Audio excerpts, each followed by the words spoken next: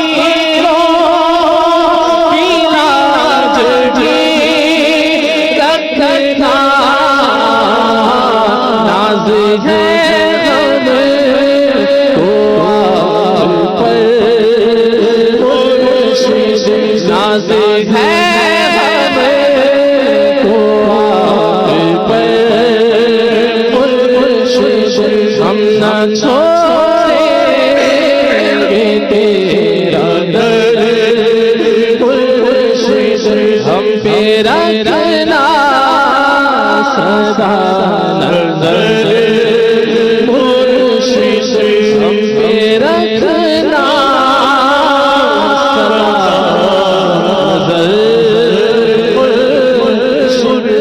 میٹھے میٹھے اسلامی بھائیوں، مدنی چینل کے ناظرین، آج کی رات بڑی برکتوں والی رات ہے، قبولیت دعا کی رات ہے۔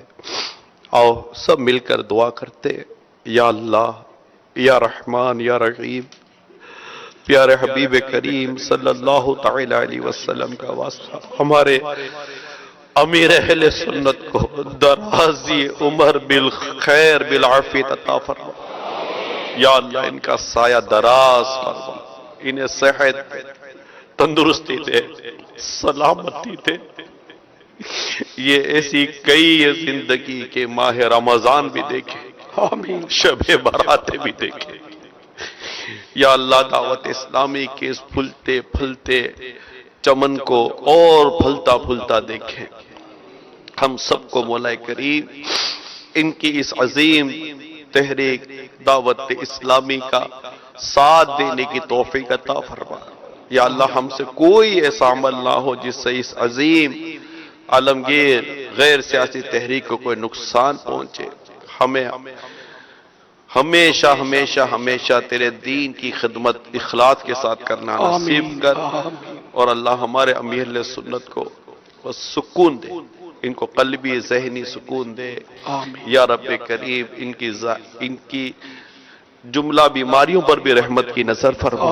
یا اللہ بس صحت دے دے ان کو، خوب عافیت، صحت والی طویل طویل طویل زندگی نصیب فرما۔ انہوں نے ہماری خوشیاں بھی دیکھی ہیں، ہمارے بچوں کی خوشیاں بھی دیکھی ہیں، انہیں بچوں کی خوشیاں دیکھنا بھی نصیب فرما دے۔ یا اللہ حج بھی صحت و تندرستی کے ساتھ کرنا نصیب فرما دے۔